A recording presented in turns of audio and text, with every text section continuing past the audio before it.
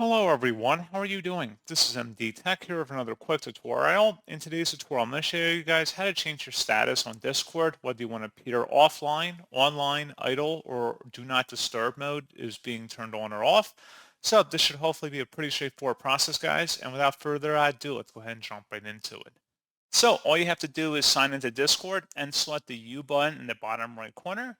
Once you're on your profile page, you want to select the little logo here that looks like a Discord logo, it might be your profile image. Go ahead and select that.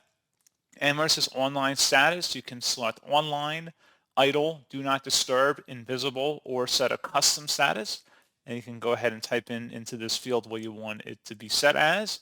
And you can also clear after a certain time interval as well. So pretty straightforward process on that, guys. And as always, thank you for watching. I do hope that I was able to help you out, and I do look forward to catching you all in the next tutorial. Goodbye.